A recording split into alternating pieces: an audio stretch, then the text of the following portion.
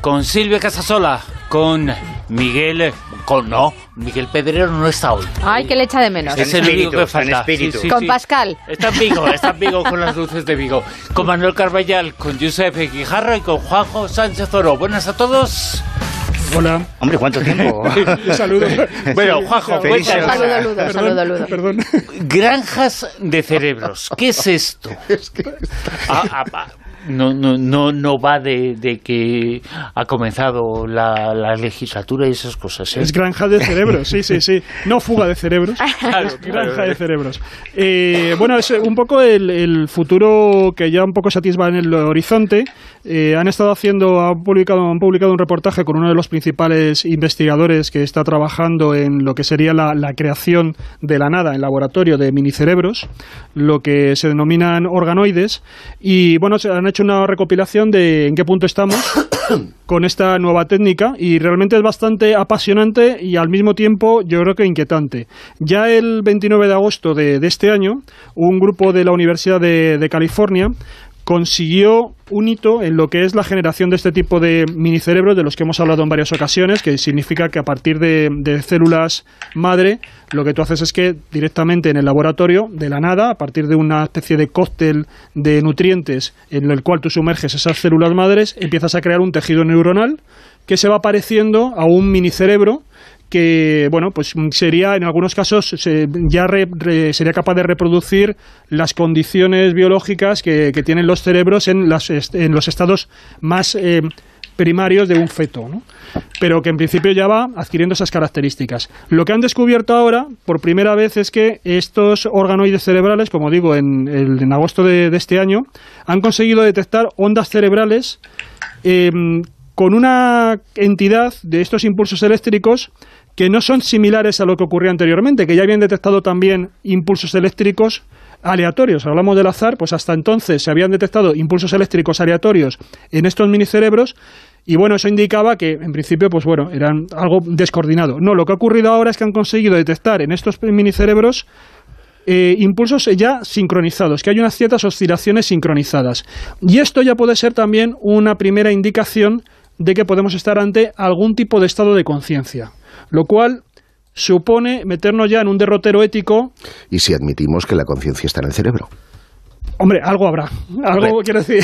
Digo yo, que el otro día hablabas tú, que en el caso de los personas sin cerebro, con un 2% de su cerebro, podían hacer acciones y pensar y bueno, tal. No, era con un hemisferio, no con un 2%. Les habían seccionado hay uno. casos de... Sí.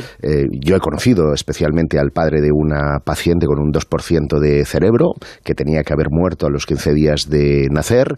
Esta niña...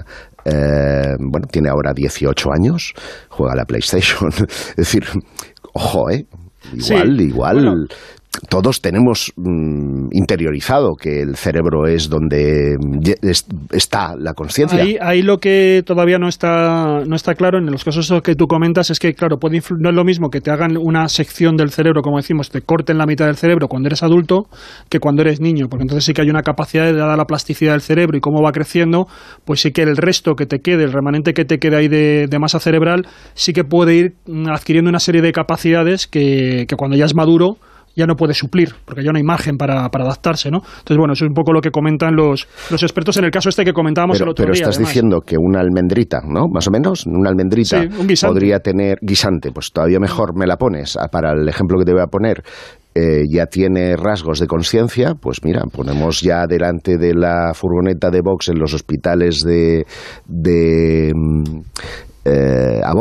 aborto y ya tenemos el plan perfecto. Sí, bueno, a ver, aquí, claro, es que aquí lo que está ocurriendo, por eso digo que es la duda, y de hecho... Y lo digo por si alguien no sabe, hay específicamente en la Comunidad de Madrid un furgón que hace ecografías y mide el pulso a los neonatos. ¿Son neonatos, no? No, neonatos no. No sé el término jurídico que tiene el feto. Y para convencer a la madre de que lo que está haciendo nonatos, de que no aborte. Que el nonato tiene vida, tiene conciencia y por lo tanto que lo que está haciendo aquella mamá que desea abortar es un crimen. Pero ¿de verdad tú crees que una mamá que se plantee abortar se va a meter en un autobús de Vox? O sea, yo creo que eso es propaganda tendenciosa. Vamos, me imagino que será una campaña publicitaria, porque yo no me imagino a una madre que esté planteando abortar, que vea el camión de Vox y diga, voy a hacer una ecografía para ver si mi niño tiene conciencia o no y lo puedo matar. Bueno, no creo que tenga mucho sentido. De todas formas, yo con esto de los minicerebros, estas Navidades miraré con otros ojos las nueces peladas. Bueno, lo que decía es que, como digo, es la primera vez que se ha detectado este tipo de oscilaciones sincronizadas de estos impulsos eléctricos, cosas que no había ocurrido hasta entonces. Y claro, hasta este momento, siempre que se le preguntaba a algún neurólogo si realmente estos minicerebros, estos organoides, podían tener algún atisbo de conciencia, te decían que no, porque la conciencia se adquiere por muchas condiciones, no solamente porque tengas señales eléctricas, sino porque tiene que tener una determinada combinación de células. Además, la conciencia se adquiere también por una interacción con el ambiente, no solamente con estados internos, digamos. Pero ahora que se ha hecho esta lectura, hay algunos neurólogos que empiezan a dudar. Creen que en un momento dado estos minicerebros pueden tener por lo menos algún tipo de sensación de dolor, de angustia. No es una conciencia, evidentemente, del nivel que nosotros tenemos, pero puede haber algún tipo de estado, igual que en otros animales. Y entonces ha habido ya varios científicos que están investigando con esta cuestión y se están planteando que se haga algún tipo de moratoria para detectar si realmente hay aquí conciencia o no. Entonces es muy interesante porque este reportaje que he estado leyendo comentan que ya hay una técnica que la llaman ZAP and ZIP, que la ha hecho un italiano que es Marcello Massimini, y lo que hacen es que han conseguido aplicarla para gente que está en coma y no saben si realmente tiene conciencia o no, está en estado vegetal. Lo que hacen es que hacen como una especie lanzan un pulso de energía magnética sobre el cerebro y luego miran a ver cómo son las ondas cerebrales, cómo reaccionan a ese impulso externo. Si las ondas cerebrales reaccionan de una determinada manera, saben que el cerebro tiene actividad propia que se puede traducir en conciencia. Si no, significa que no, lo cual es, claro, muy interesante para ver ese tipo de estados en los que no tienen ninguna señal exterior, si te están escuchando o no te están escuchando, si hay alguna actividad cognitiva o no, ¿no? Madre mía. Entonces ahora lo quieren aplicar sobre los minicerebros. Híbrido de cerdo y de mono. Nos lo va a contar y nos lo va a anticipar Mado Martínez. Mado, cuéntanos. Sí, pues noticias que... Deja de mover los papeles. Tiene el mono, Me reconforta saber que no soy yo, ¿eh? Con lo que me ha costado imprimirlos. Madre mía. Sí, pero y como te ha costado tanto, estás fastidiando a todo el mundo, ¿no? A que te escuchen bien. Ahora se va a dejar oír. Es que hoy me he afinado tanto el micrófono que ya hemos llegado a un nivel impresionante. Bueno, pues que me temo que esta noticia es una noticia de las que vamos a ver cada vez más. Y es que nacen en China los primeros híbridos, más bien había que llamarlos quimeras, pero bueno, para entendernos, que nacen los primeros híbridos de cerdo y mono, porque unos científicos han creado unos curiosos lechones que en un principio no se diferenciarían así como mucho a cualquier otro cerdito valiente o Peppa Pig que pudiéramos tener en mente, solo que además de tener células porcinas, también tienen células de macaco. Y el objetivo, pues no era ponerse a jugar al Dr. Frankenstein, sino encontrar fórmulas para cultivar órganos humanos en laboratorio. Y lo han hecho en el Laboratorio de Células Madre y Biología Reproductiva del Instituto de Zoología de la Academia China de Ciencias. Primero cultivaron células madre de macacos y luego lo que hicieron fueron inyectaron en embriones estas células, en embriones de cerdo, claro, 5 días después de la fertilización. Y fíjate que emplearon así como 4.000 embriones, pero solo nacieron 10 lechones, 2 de los cuales tenían este material genético de macaco en múltiples tejidos, como el corazón, el hígado, el bazo, el pulmón, la piel. Y bueno, la cuestión es que la proporción de células era muy, muy baja, ¿no? Y además las crías no sobrevivieron más de una semana, aunque Tan Hai, que es miembro del equipo de investigación, dice que él no cree que se murieran por ser híbridos, ni el tema de las quimeras, ni nada de eso, sino que lo que es la fertilización in vitro, esa técnica, no funciona en cerdos también como funciona en humanos. Y yo creo que esta noticia se podría completar, no sé si os acordáis, que en julio tuvimos otra noticia que salió publicada en El País, que decía que unos científicos españoles liderados por Juan Carlos Ipsizúa Belmonte habían anunciado la creación de quimeras de mono y humanos. ¿Os acordáis? No sé si os acordáis. Que también estaban intentando hacer lo mismo. Explorar fórmulas para la creación de órganos destinados al trasplante. Un proceso muy similar, solo que en este caso no dejaron que los fetos llegaran a nacer porque interrumpieron la gestación a los 14 días por cuestiones legales, como todos sabemos. Hay muchas barreras legales en este sentido. Hay un médico, Ángel Raya, director del Centro de Medicina Regenerativa de Barcelona, que se preguntaba en esos momentos qué pasaría si las células madres escapasen y formasen neuronas humanas en el cerebro del animal, ¿no? Si pasaran al cerebro. ¿Tendrían conciencia? ¿Qué conciencia tendrían? Esto que estábamos hablando, Josep, que estaba diciendo, ¿y dónde está la conciencia? ¿Está en el cerebro? ¿No está en el cerebro? ¿Qué pasaría si estas células pluripotentes se diferenciasen en espermatozoides, por ejemplo, ¿no? Y al parecer, pues esta posibilidad también se la había planteado Ipsizúa porque había habilitado mecanismos para que si las células humanas migraban al cerebro, se autodestruyesen, ¿vale? A efectos legales, recordad que en España tenemos una línea roja de 14 días de gestación, tiempo insuficiente para que se desarrolle el sistema nervioso central humano. Antes de llegar a esos 14 días, los embriones quiméricos se eliminan. Y los no quiméricos también, por eso es tan difícil, creo yo, pues diseñar tecnologías tan interesantes como el útero artificial, que tantas vidas de bebés prematuros salvarían, porque no tenemos mucha luz verde en este campo todavía, aunque algunos piensan que estos experimentos son un buen modelo para investigar, no creen que se vayan a convertir en una fábrica de órganos. Yo no estoy tan segura, ¿eh? Yo creo que hoy nos parece impensable, pero a lo mejor a las generaciones del futuro no. Ipsizúa además nos invitaba en una entrevista que le hicieron en el 2017, muy interesante, a reflexionar sobre el tema. Decía que la historia nos demuestra una y otra vez, ¿no?, que con el tiempo nuestros baremos éticos cambian, los morales también mutan, y que lo que ayer era éticamente inaceptable, pues hoy es parte esencial de nuestras vidas. Yo creo que se haya leído Frankenstein de Mary Shelley coincidirá con esto también. Decir que en Japón han eliminado ya la ley de los 14 días de gestación, se ha dado luz verde a todo este tipo de experimentos, y que, veremos a ver qué es lo que nos deparan este tipo de noticias y cuántas más vamos viendo, que como os anuncio no creo que sea la primera, ni la última, ni la del medio, sino que van a venir muchas más de este tipo. Caen meteoritos, se investigan, y entonces la ciencia descubre que la teoría de la panspermia, es decir, que la vida vino de allá arriba, puede ser cierta, Josep. Bueno, en cierta medida esto que voy a contar nos lo han contado tantas veces, pero ahora digamos que llega la confirmación. ¿Y si nuestro ARN, es decir, el ácido ribonucleico, es extraterrestre? Eso es lo que se preguntaba recientemente el diario ABC.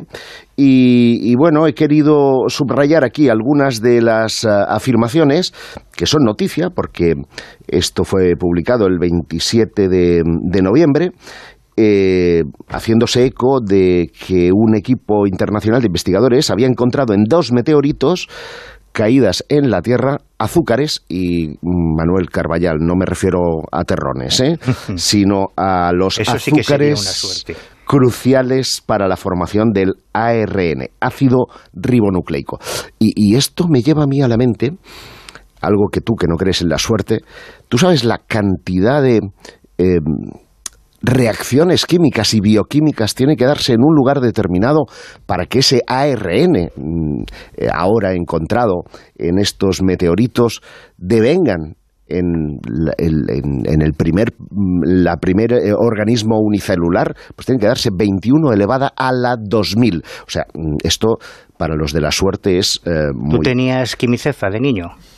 No, siempre me gustó, utilizaba el de un amigo, el de Xavi, pero bueno, a veces hacíamos cosas verdaderamente terribles. Claro, te pones a jugar con el quimicefa y a mezclar elementos químicos, probablemente no pase nada, hasta que pase.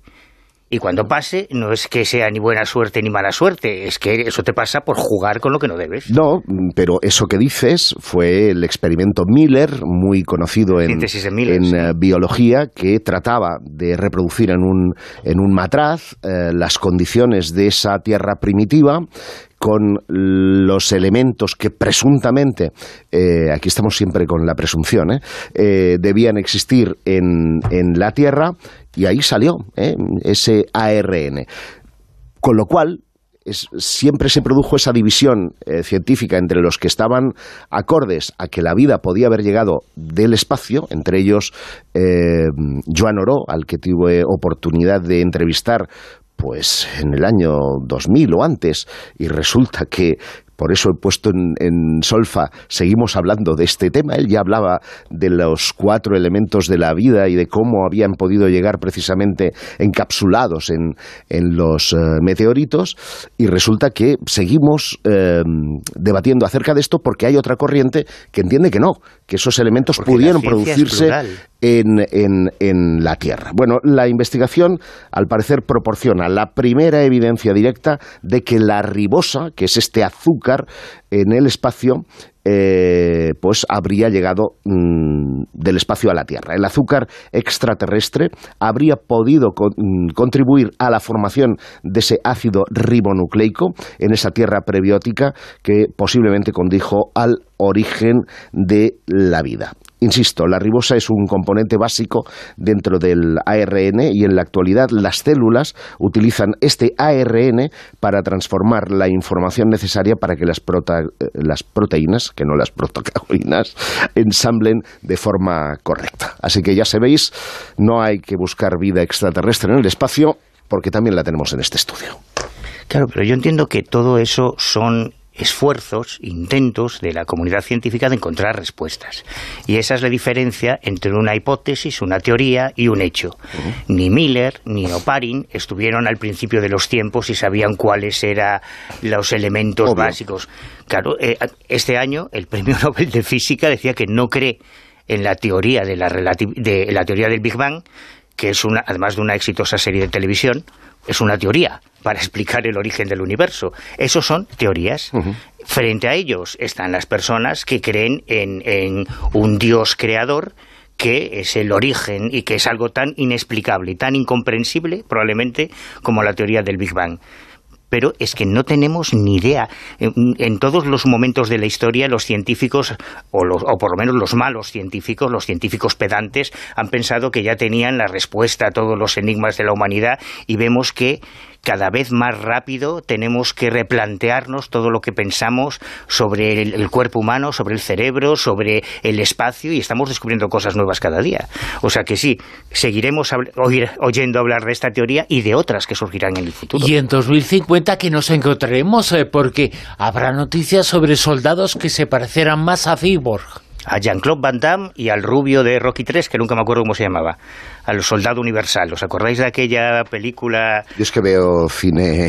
Sí, cine japonés en versión original. El cine del siglo XX. Mira, yo siempre he dicho que si el mundo se acaba, que lo pongan por Baby TV, porque en mi casa no se ve otra cosa. Bueno, pues seguimos con mucho interés estos informes que va sacando tanto el ARPA como todas las agencias militares de tecnología militar americana, porque son más creativas que los libros de Julio Verne a finales del siglo pasado. Y ahora le toca el turno al Departamento de Defensa de Estados Unidos, que acaba de emitir un informe titulado, abro comillas, Soldado Cyborg 2050, la fusión entre humano, máquina y las implicaciones del futuro del DoD. Menos mal que no lo ha dicho Monicerdo, porque podría ser el elemento de... Bueno, no me extrañaría que estuviesen jugando también con eso. Con monicerdos. Con eso. Pues lo que plantean en este informe es no solo el nuevo soldado que están esperando diseñar y construir, aprovechando todos los desarrollos tecnológicos para el 2050. Son los Terminator del momento. Sí, serán los Terminator de alguna manera. Qué miedo. porque además ellos son conscientes de que la mayoría, o por lo menos un amplio porcentaje de los avances tecnológicos que utilizamos en el día a día tienen su origen en la tecnología militar, que siempre cuenta con más presupuestos. Para la guerra siempre hay más presupuesto que para la paz, para desarrollar esas nuevas tecnologías como Internet, los teléfonos móviles, todo este tipo de cosas. Entonces ellos incluyen en ese informe no solo su planteamiento militar, sino cómo eso va a repercutir en los mercados posteriormente. ¿Y a qué se refieren? Pues se trata de un proyecto que se centra en 4 pilares.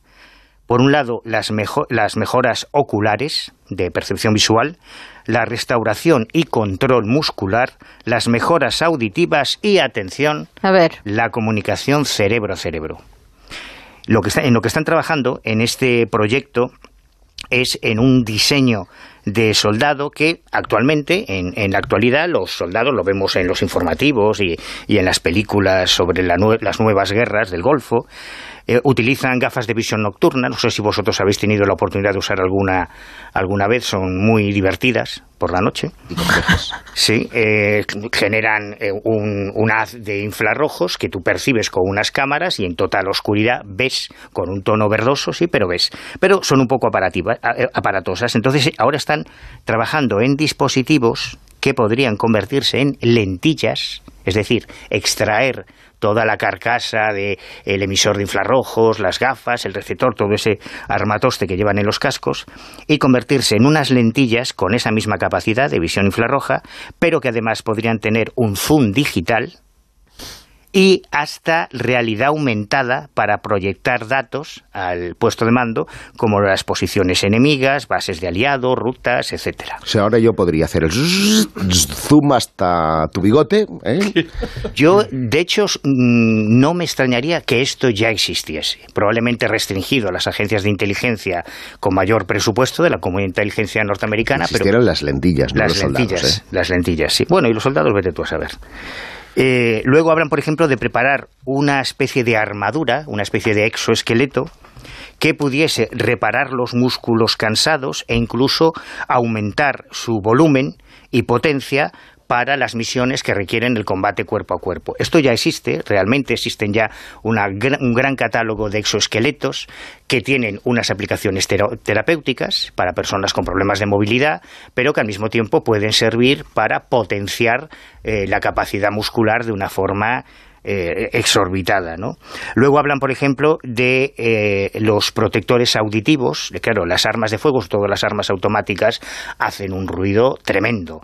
Y eso en combate, cuando se está en el fragor de la batalla, ahora lo que suelen llevar son unos protectores para los oídos que suelen ir incorporados debajo de los cascos. Ahora están hablando de una especie de sonotones, de pequeños aparatitos que irían introducidos dentro del oído y que tendrían las mismas aplicaciones. Y luego ya lo que me parece más flipante de esta noticia es la idea de que cada soldado esté conectado vía cerebral e inalámbrica a su unidad, a su brigada, a través de una especie de telepatía. Aquí yo creo que utilizan el término telepatía con un poco de trampa, porque de lo que se estaría hablando es de estas nuevas comunicaciones que se están ensayando ahora, de comunicación interfase cerebro-cerebro. Exactamente.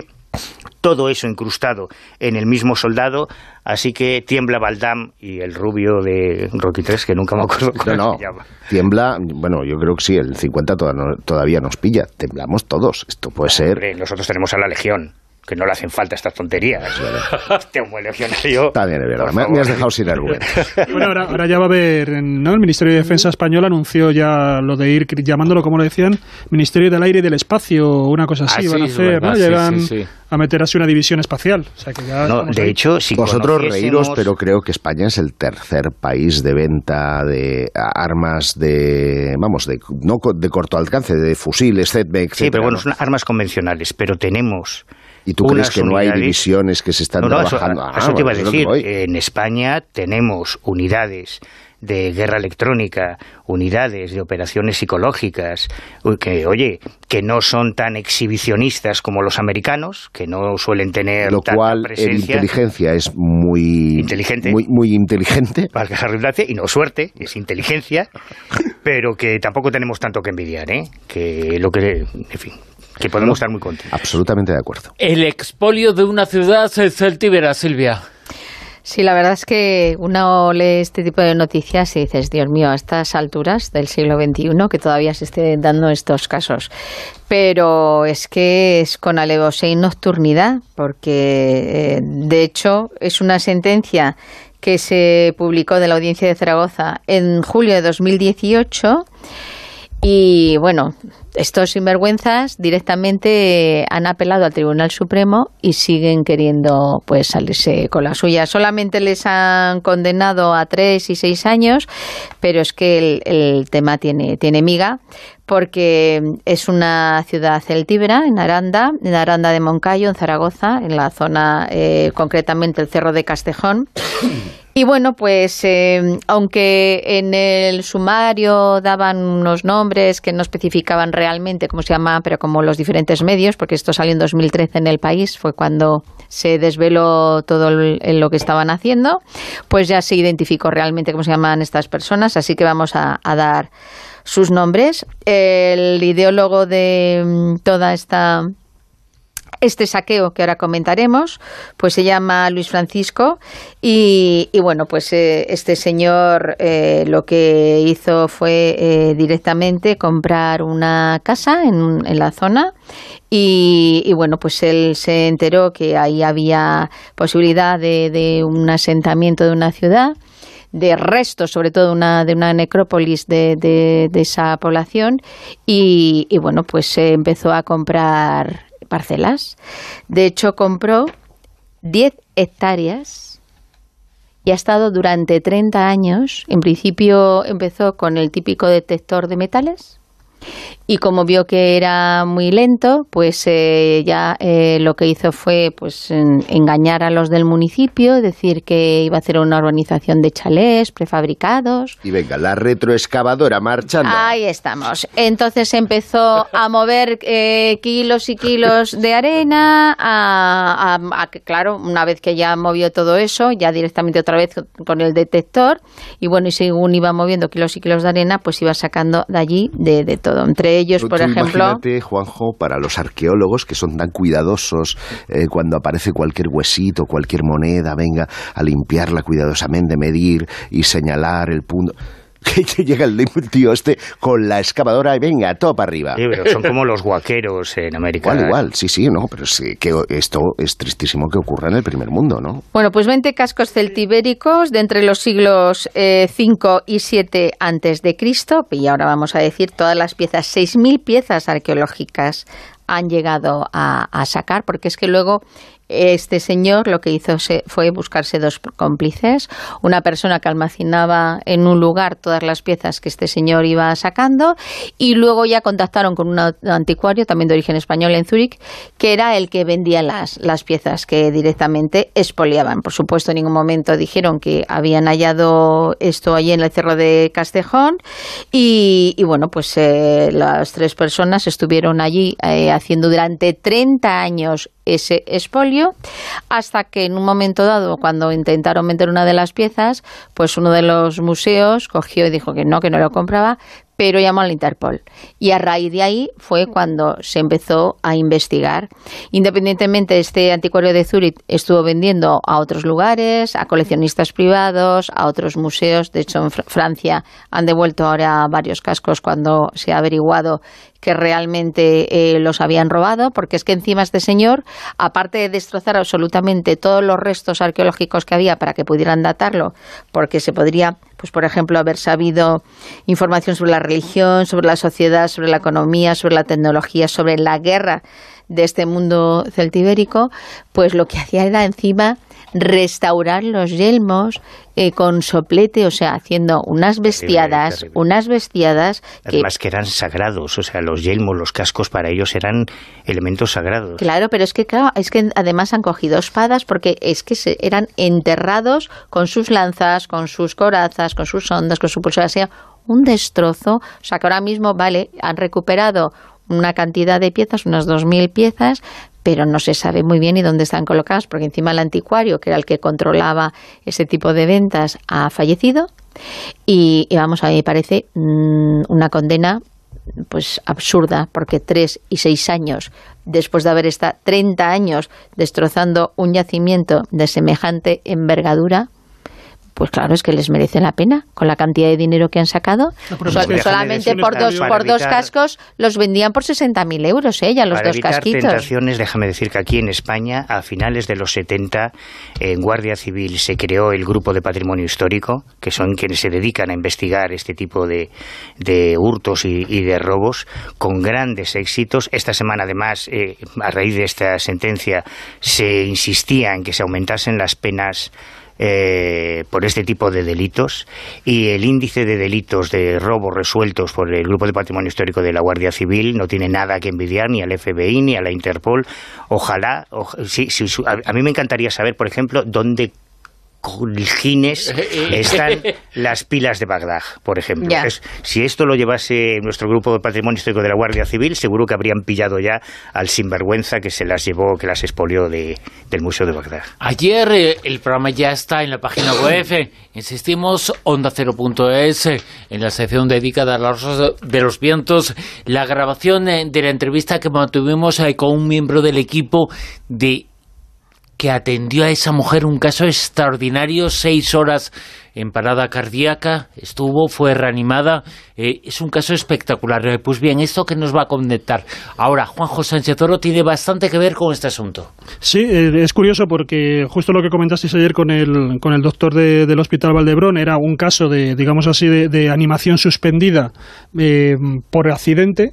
Pero aquí lo que se ha hecho, lo que ha salido a la luz hace también unos días, es que se ha hecho una animación suspendida, pero provocándola. Es decir, cuando a un hospital llega una persona con parada cardiorrespiratoria, en muchas ocasiones, si además esa parada cardiorrespiratoria está acompañada de una serie de heridas, lo que te encuentras es que, claro, para lo que es reparar las heridas y salvarle la vida a esa persona, pues tienen muy pocos segundos, ¿no? Porque se juntan como diferentes factores. Entonces, la estadística te dice que en esos casos, si las heridas son de gravedad, prácticamente solamente hay un 5% de personas que sobreviven a esa situación. ¿Qué es lo que necesitarían los médicos o qué sería lo ideal para que ellos pudieran trabajar en esas condiciones? Pues lo que ellos denominan que es una animación suspendida, que sería como congelar las vidas, las constantes vitales que tiene esta persona para poder reparar esas heridas traumáticas con tranquilidad y luego de alguna manera resucitar o reanimar a esa persona. Para hacer eso, la técnica que hay es una técnica que es muy similar a lo que estuvisteis comentando ayer, lo que le ha pasado a esta mujer, porque la técnica consiste en enfriar rápidamente el cuerpo del paciente, someterlo a una temperatura que quede entre 10 y 15 grados centígrados, reemplazar su sangre por una solución que sea salina muy fría, esto se le va inyectando en la aorta. Y luego, claro, en estas condiciones, bajo esta temperatura, el cuerpo no tiene pulso, tampoco tiene ninguna actividad cerebral, pero es una hipotermia que hace que todos los procesos biológicos se ralenticen, que es justamente lo que se estuvo comentando ayer el médico. Esto es lo que digo, lo que ha salido esto es el caso que han comentado que han hecho en Estados Unidos. No se sabe con qué resultado, pero sí que el médico dijo que lo habían puesto en práctica. Y la idea es que, claro, en esta situación, a una temperatura normal de 37 grados, una persona que se le parara el corazón podría sobrevivir unos 5 minutos. Con esta situación, bueno, ya lo visteis ayer, puede estar bastantes horas, lo cual le permite a los cirujanos que puedan operar, puedan actuar sin los inconvenientes de tener que controlar que salga borbotones en la sangre, etcétera, etcétera, ¿no? Puedan coser en esas heridas, y eso es lo que sería ideal. Bueno, pues resulta que esto es lo que han puesto en marcha, no se sabe con qué resultados, porque no lo ha hecho público el médico, pero sí que ya han puesto en marcha esta animación suspendida en Estados Unidos.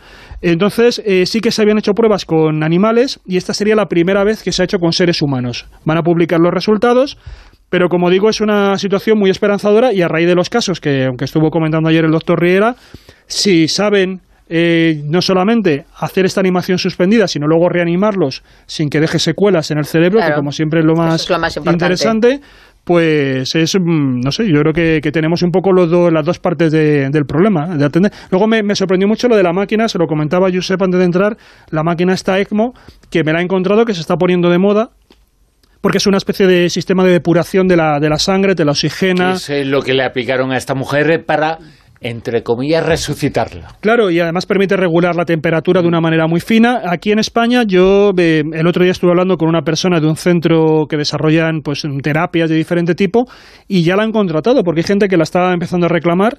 También se está utilizando para deportistas de alta competición. Claro. La están utilizando y al parecer tiene resultados muy, muy prodigiosos y un personal que la propia empresa cualifica y certifica para que se puedan utilizar. Dan unos cursos muy concretos para que alguien la pueda manejar.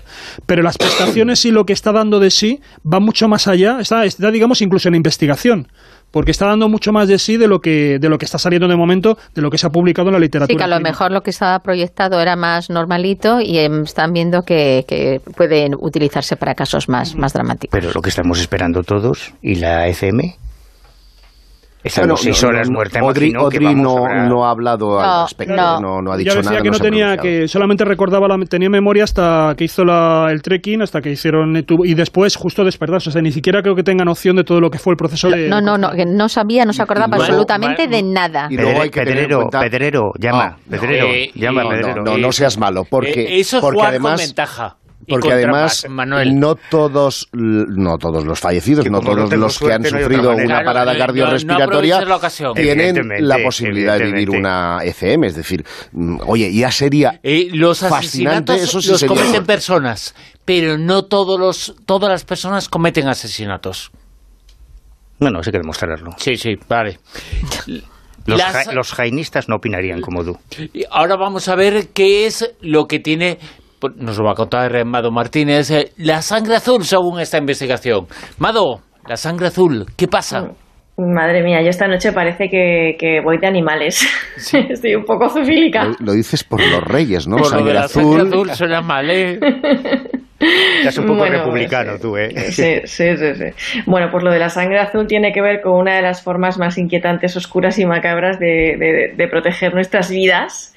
Y la cosa va de cangrejitos. O cangrejacos, porque la verdad es que este tiene un buen tamaño. Se llama cangrejo herradura. Tiene 10 ojos y vive en las costas orientales de Norteamérica y Asia. Y lo que pasa es que muchos de estos cangrejos tienen gravísimas heridas de guerra y bueno, pues obviamente pues por la dura vida en el océano y esas cosas. Y llama la atención porque tienen agujeros en los caparazones, se les ve las cabezas, los sesos, todos ahí. Pobrecitos. Y claro, pero son heridas que en ocasiones atraviesan incluso todo su cuerpo. Y uno, pues, se pregunta, pero son heridas que podrían ser fatales, ¿no? O sea, claro, llaman la atención porque ¿cómo es que están vivitos y coleando? Como si cualquier cosa. ¿Cómo es que no están muertos, no? O por lo menos enfermos, infectados o algo así, ¿no? Como mínimo. Son estigmas. Bueno, sí, podría ser. Pero esto es lo que se preguntó Frederick Bank hace ya unas décadas cuando atrapó algunos ejemplares de estos cangrejos y les inyectó bacterias del agua del mar. Y él, pues es que tenía esa curiosidad, se estaba devanando los sesos, quería saber, averiguar por qué estas heridas no los mataban o como mínimo se infectaban. Y fue él quien descubrió que el secreto estaba en su sangre azul, que es de color azul porque es alta en cobre, no como la nuestra que es alta en hierro, pues es roja, ¿no? Y lo que pasa es que cuando les inyectas bacterias, su sangre se hace densa, se vuelve como si fuera un flan de gelatina, atrapa estas bacterias, incluso las bacterias que persistían tras atravesar un proceso de esterilización, ¿vale? Entonces, esto es lo que hizo que la sangre de estos cangrejos se convirtiera en un tesoro tan valioso y tan preciado. Porque a día de hoy es imprescindible este animal a nivel sanitario. 4 litros de sangre de este bicho cuesta así como 80.000 euros, según tengo entendido. Y muchos estarán preguntándose, ¿pero esto cómo puede ser? ¿A qué se debe esta barbaridad? Bueno, pues a que la prueba de detección para la contaminación bacteriana a nivel mundial tiene que ver con estos bichitos. Se llama prueba de lisado de Amebocitos limulus, que es el nombre científico de estos cangrejos, y se usa para casi todo, o sea, casi todo, como por ejemplo para probar vacunas, que antiguamente se probaban inyectándoselas a conejos y midiéndoles esa temperatura para ver si les daba fiebre o no, pero por lo visto no era un método tan eficaz como el de los cangrejos. Pero vamos, todo lo que vayamos a introducir en nuestro cuerpo se prueba antes con eso. Un marcapasos, un implante, hasta los instrumentos con los que se realizan las operaciones quirúrgicas. Estos cangrejos nos salvan la vida, nos protegen de virus, de hongos, de bacterias, y los que pescan estos cangrejitos, más bien los secuestran, porque luego los devuelven al mar, se forran, claro. Se calcula que en las instalaciones biomédicas de Estados Unidos llevan cada año a unos 500.000 cangrejos para drenarles el 30% de su sangre. Luego los devuelven al agua, ¿no? Donde además en el plazo de una semana ya han recuperado la sangre. Les drenan el 30% y en el plazo de una semana ya han recuperado su sangre. Vamos, como cuando nosotros vamos a donar sangre. Lo que pasa es que durante el proceso mueren unos 50.000 pobrecitos. Y bueno, algunos dicen que mueren más, que mueren unos 130.000, por no hablar de los problemas de fertilidad, las enfermedades, desorientación, cosas que están asociadas al estrés que sufren durante este secuestro. Pero la buena noticia es que todo esto se va a acabar. No es que nos vayamos a quedar sin esta prueba de lisado y de detección de bacterias, sino que el Homo sapiens también es capaz de crear grandes cosas. Y en concreto unos científicos de la Universidad Nacional de Singapur han creado un sucedáneo sintético de esta sangre de cangrejo herradura que pronto llegará a la industria farmacéutica. Todos esperemos que sea así. Y ahora además la preocupación es otra, porque ahora lo que temen es que cuando su sangre deje de ser tan valiosa y tan necesaria a nivel mundial, se vean abocados a la extinción, porque nadie se preocupará a lo mejor ya por su conservación y sucumban a manos de pescadores, que además los usaban como carnada, pero parece que también tenemos que dar otra buena noticia en este sentido, y que también se está trabajando en un cebo artificial. Yo os he traído esta noticia porque a mí me parecía súper curiosa. Yo no sabía lo de este conclusión, cangrejo. se les acabó el chollo a los pobres pescadores. 80.000 euros. Claro. 80.000 eurazos. 4 lítricos. Pero vamos, me parece fatal más seguro que la lotería. Que los pobres cangrejitos que han estado ahí sacrificándose, ahora resulta que cuando ya se van a salvar los quieren eliminar para que sean cebo. Pobrecitos, ¿no. Hagan un santuario. Parece que van a crear un cebo artificial. Claro, un santuario o algo para protegerles. Se merecen, de verdad, una reserva para ellos solos. Claro. Bombas fétidas en la prehistoria, Josep. Sí, el titular podría ser "No toques los huevos". No, pero no te rías, Mado, es que es verdad. Hablamos de huevos de 1.700 años de antigüedad. Dicho así, la palabra tiene otra perspectiva, pero es que... Y al tocar los huevos salió la bomba fétida. Eso es lo que iba a contar. Fíjate que yo siempre lo relacionaba más con las faves que con los huevos. Pues en este caso, estos huevos encontrados en el Reino Unido, huevos de gallina, todo hay que decirlo, de 1.700 años de antigüedad, encontrados a lo largo de campaña de excavación, pues en un pozo anegado se encontraron ahí como una especie de capazo con 4 huevos intactos. El caso es que cuando los arqueólogos trataron de sacarlos a flote, se produjo la deflagración. Uno de los huevos, como decimos en Cataluña, va fe figa, o sea, se rompió. Y de su interior salió un hedor, una peste tremenda. Reconcentrada, no por culpa de los 1.700 años, sino que lo que los científicos han venido a considerar es que estos huevos, especialmente, eran utilizados como bombas fétidas en la antigüedad. Y dices, caramba, entonces no toquemos los huevos, porque puede ser que nos encontremos con estos hedores tan tremendos. El caso es que ya se habían encontrado en algunos yacimientos, concretamente en necrópolis, algunos fragmentos de huevo junto a cadáveres. Se creía que era una especie de digamos, elemento votivo, ¿no? Bueno, pues ahora ya sabemos que no era un elemento votivo, sino un elemento militar, que en este caso pues apestó al pobre difunto durante, no sé si 1700 años de antigüedad, pero en cualquier caso hace reescribir la historia. Guerra química que inventasen, no sé yo si serían tan letales como para cargarse a alguien de un huevazo. No, seguramente no para eliminarlo, pero sí para aturdirlo. Claro. Por lo menos para molestar. Que dices, salgo corriendo de aquí, pero fíjate, que no. Me ha encantado que emplearas ese término de guerra química, porque efectivamente podríamos decir, con todas las reservas del mundo, ¿verdad?, que estaríamos hablando de que ya se utilizaba, ya se pensaba en elementos disuasorios más que, digamos, militarmente efectivos para el enemigo. Y concretamente estos dejan de ser ya elementos votivos para ser definitivamente la guerra química de los huevos podridos, ¿no?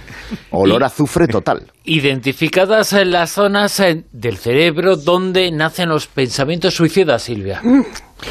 Sí, bueno, aquí es una cosa tremenda porque le pasa a mucha gente, y es que han identificado dos zonas que son, por un lado, las neuronas normales, pero es que luego, por lo visto, hay otra zona donde sensorialmente la gente está como más proclive a tener esas sensaciones negativas.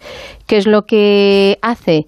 Pues que prácticamente no sean capaces de ver nada positivo, de salir de esa situación. Incluso se está dando muchísimo en los adolescentes, que por eso está dando que hablar y está dando cada vez más datos y más porcentaje de que los adolescentes estén, pues eso, suicidándose por ese motivo, porque hay esas dos zonas muy sensibles, y es lo que al final no terminan de encontrar ninguna salida y ninguna situación. Entonces ahora lo que están intentando es a ver si consiguen, a través de algún medicamento, alguna terapia, el que no solamente se queden en estos pensamientos negativos que no les dejan opción para no tener, porque es que no tienen salida, o sea, directamente les ocurre que se quedan bloqueados, todos sus pensamientos son tan sumamente negativos que no ven salida a su situación, a su vida, y son chavales pues, de 15, 16 años. Si ya nos vamos a los adultos, pues 3/4 de lo mismo, porque ya no es que caigas en depresión o que tengas cualquier otro problema, sino que directamente tu mente, sobre todo, también coincide. Y ojo que esta investigación lo que hace no es descubrir las causas, sino dónde nacen esos pensamientos. Claro, no, pero también te dicen que si tú estás fatigado, si tú no has descansado bien, si tu cerebro no le da opción a que esté receptivo a ver la vida de otra manera, pues tienes más probabilidad, tienes más causas, más negatividad, y entonces eso te hace que digas, pues no tengo salida, no tengo alternativa y no puedo hacer absolutamente nada. Déjame decir algo al respecto del suicidio, que siempre ha sido una cosa que me ha fascinado desde el punto de vista de análisis o de qué conduce a una persona a vencer. A ti te tocó el caso Tarrasa, ¿eh? Por eso, y a ti también, querido amigo. Sí. Y he vivido muy de cerca, ¿no? La tesitura, además, con familias y con compañeros que fue un bautismo de fuego han tenido pues esa difícil tarea de lidiar después con un fallecido y muchas veces sin saber las causas que han conducido a esa historia. Un trauma, o un drama, mejor dicho, el del suicidio, que estadísticamente está por encima de los accidentes de tráfico, y sin embargo durante muchísimos años a nivel de medios de comunicación prácticamente se ha censurado, porque los jueces, y tú lo sabes bien, Manuel, porque nos encontramos con esa historia durante el caso de investigación del caso Tarrasa, no quieren o no querían, ahora parece que hay un cambio de paradigma en ese sentido, que se dieran a conocer el modus operandi del suicida, porque se creía que existía un cierto mimetismo, ¿no? A intentar buscar esas mismas causas. De manera que cualquier historia que visibilice ese drama, porque yo soy de los que pienso que para que podamos avanzar en algo, hay que visibilizarlo, hay que exteriorizarlo y hablarlo, pues es muy bueno y es muy positivo. Segundo ítem que me gustaría destacar. En la sociedad en la que vivimos, muchos vivimos pendientes del pasado, lo cual nos genera depresión, y otros viven o vivimos pendientes del futuro, lo que nos genera un estrés, depresión en un extremo y en el otro. Sin embargo, olvidamos de vivir la franja más importante, que es la del día a día, que son las cosas que tenemos que resolver. A mí no me tiene que importar qué va a pasar dentro de 4 meses, salvo que tenga un ERE a lo mejor, ¿no? Y tenga que lidiar con esa historia que tiene una justificación. Pero hay muchas personas que se estresan gratuitamente, entre comillas, hay que ser respetuoso con todo eso, por circunstancias y cosas que con un análisis o con una visita al psicólogo o con una, digamos, una ayuda profesional podrían salir adelante. Ojo, eso no quita los casos de depresión. Estoy hablando del estrés, porque muchas personas que dicen estar deprimidas en realidad están estresadas. O con ansiedad. O con ansiedad, que es un efecto del estrés. Otra cosa son las depresiones. Las depresiones, que están creciendo de una manera extraordinaria, sí tienen su complejidad y sí pueden llevar al suicidio. Y hay análisis interesantísimos en ese sentido. Lamentablemente, y las condiciones económicas han querido que el mayor porcentaje de suicidas sean varones que se encuentran o se encontraban, desgraciadamente, en una situación de delicadeza económica. Y la presión sociofamiliar, el hecho de incluso no querer mostrar o contar ese problema en el que se encuentran, les conduce a una marginalidad que ni siquiera la propia esposa, ni siquiera los propios hijos pueden imaginar dónde puede acabar ese varón que va a acabar.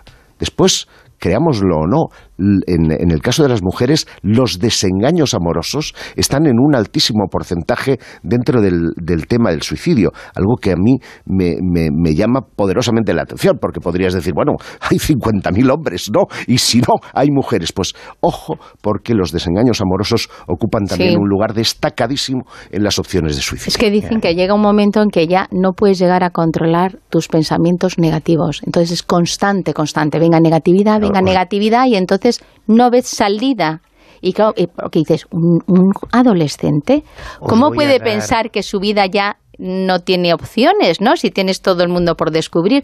Pues llegan a ese punto de estar rumiando constantemente esa negatividad y no hay opción, o sea, su mente no les da para más. Yo creo que la noticia que planteabas tú estaba hablando de una cosa que es la depresión crónica, que es una causa de suicidio. Os voy a dar una cifra escalofriante. Antes de que termine hoy La Rosa de los Vientos, desde que comenzó en España, 2 personas habrán quitado la vida. La media es una cada 2 horas. Hora y media aproximadamente, sí. Exacto.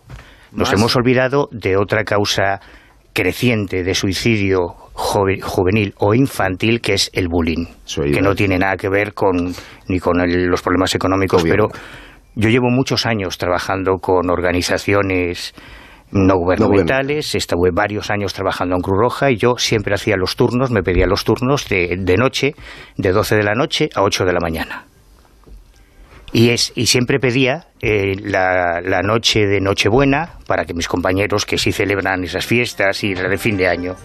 El índice de suicidios la noche de Nochebuena es espectacular.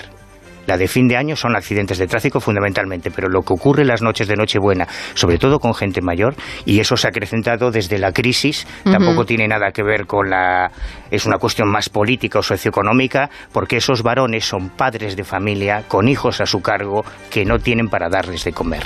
Y llega un momento que se rompen, o sea, es un poco más complicado, creo yo. Las noticias y después seguimos en La Rosa de los Vientos en Onda Cero.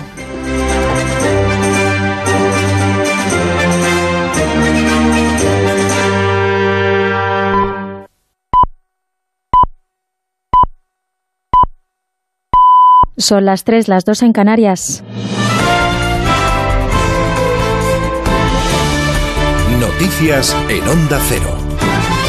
Buenas noches. La activista sueca Greta Thunberg interviene este lunes en la Cumbre del Clima, donde participará en un acto sobre niños y juventud contra el cambio climático organizado por UNICEF.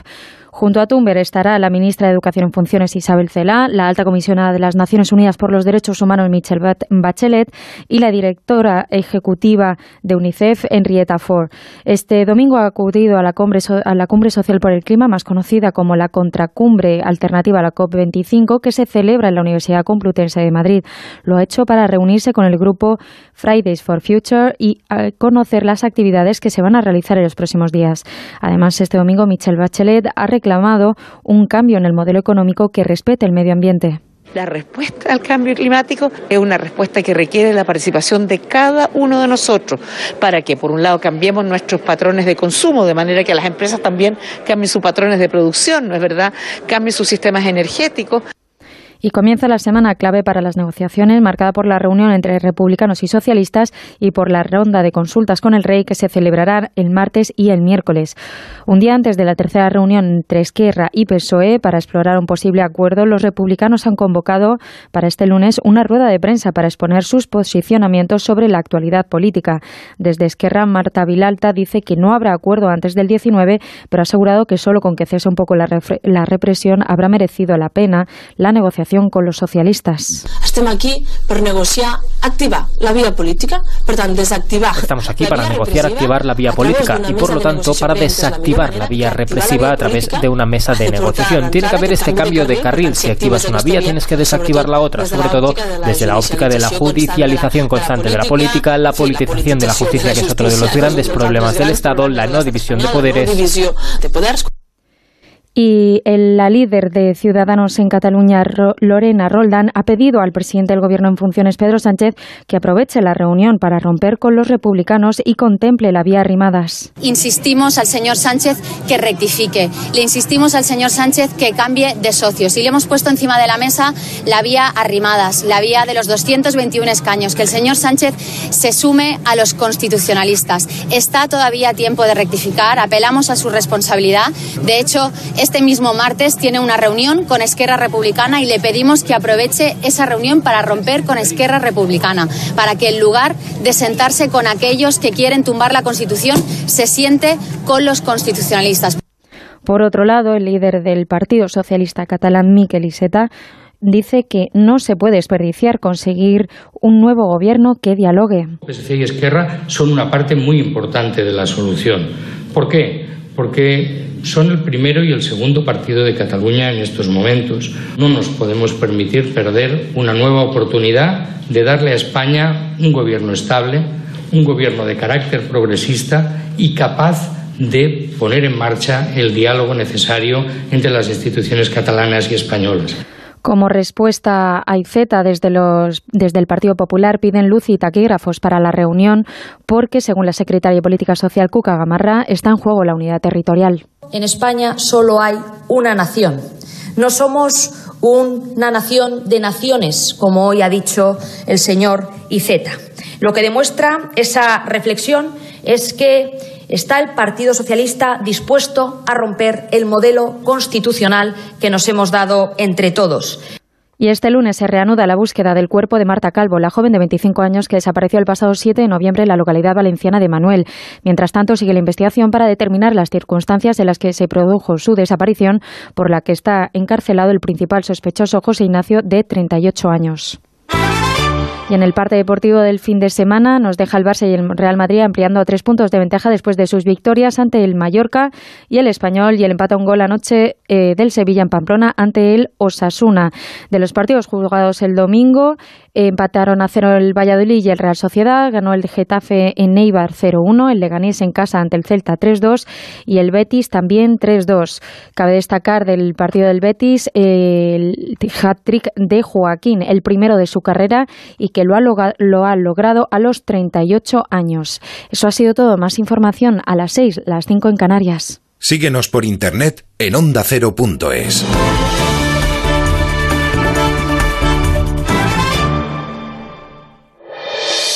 Este martes, la Champions se juega en Radio Estadio. El Barcelona quiere seguir con paso firme en la Liga de Campeones. El Valencia se juega su clasificación para octavos de final. Desde las 8:30 de la tarde, Inter de Milán-Barcelona y Ajax-Valencia. Vívelo en Radio Estadio, con Antonio Esteba y Javier Ruiz Taboada. Si prefieres actualidad, en la web, en la app y en el 954 de la Onda Media de Madrid, Juan Ramón Lucas analiza y debate todas las noticias del día en La Brújula. Este martes, Champions y actualidad. Tú eliges. Te mereces esta radio. Onda Cero, tu radio.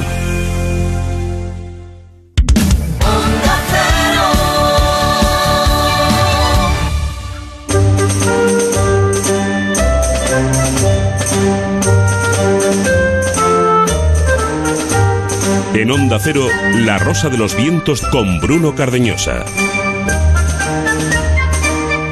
Fronteras del futuro, mujeres con historia, y vamos a tener también en esta hora ecos del pasado, pero antes, unos instantes más, en La Rosa de los Vientos, Tertulia Zona Cero. Tertulia Zona Cero con dos informaciones muy rápidas, porque nos hemos ido al kiosco y nos hemos encontrado en la revista Año Cero, y el autor es Juanjo Sánchez Oro, una historia relacionada sobre la Ouija y las sentencias judiciales. ¿Qué es esto? Sí, es un caso que ocurrió en Inglaterra en el año 1994, en el cual había una persona que había sido condenada a una doble cadena perpetua por haber cometido un asesinato de un matrimonio, además bastante cruento, con unos disparos y tal, y efectivamente, bueno, sale esa sentencia. Hay un jurado que tiene que decide, y bueno, todo en principio transcurre de esa manera. El jurado le declara culpable a esta persona, se le da esa condena que os he comentado, todo va muy bien, el hombre va a la cárcel para ya cumplir su doble cadena perpetua. Y resulta que el tribunal recibe una carta anónima que lo desbarata todo. Se le anula la doble condena, se revisa el jurado y hay que repetir el juicio.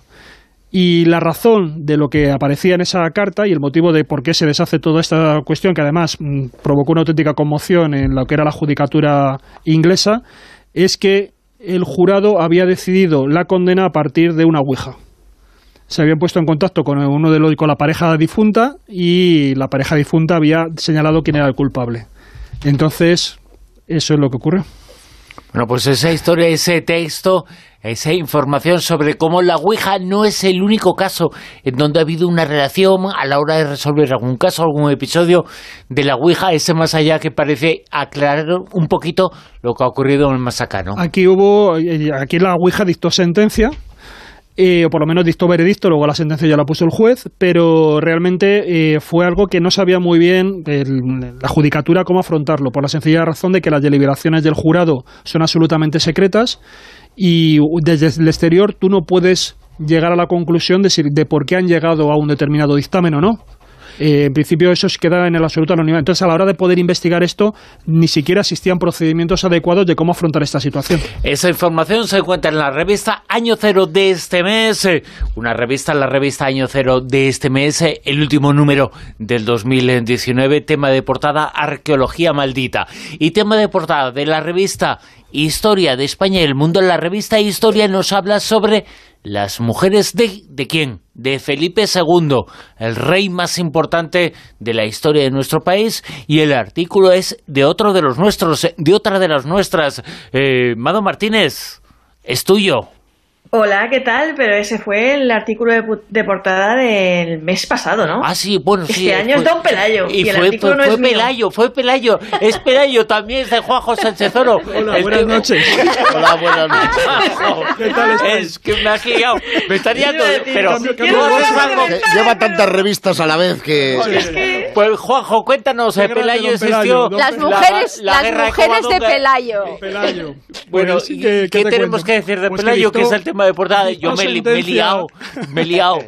Pues que aquí fue la historia la que ha dictado sentencia sobre don Pelayo, sí, y no la Ouija. No existió mucho, ¿no? La batalla de Covadonga, por lo menos. Hay mucho mito y hay algo de realidad, pero sobre todo hay mucho mito, ¿no? Sí, pues eso, lo que se trata en este artículo es de revisar la figura de don Pelayo, también un poco de recurrente actualidad muchas veces, y ver qué distancia hay entre la historia y el mito, la documentación que tenemos, que es escasa, y sobre todo cómo se fue gestando ese mito, que además empezó a surgir ya muy próximo, muy poco tiempo después de fallecer. La pregunta es ¿cuándo duermes, Juanjo? Porque, hijo mío, no paras. Sí, es verdad. Nos decía José Luis Corral también en este programa, nos decía que la batalla de Covadonga, parte de la batalla, está tomada de un relato bíblico, ¿no? Sí, claro, lo que eso ocurre mucho, los cronistas medievales suelen tomar referencias de relatos clásicos, y claro, una de las fuentes de inspiración muchas veces es la Biblia. En este caso, al convertirlo en caudillo a Pelayo... se plagió la historia, en cierto modo, de se la buscó, Biblia, ¿no? Se buscó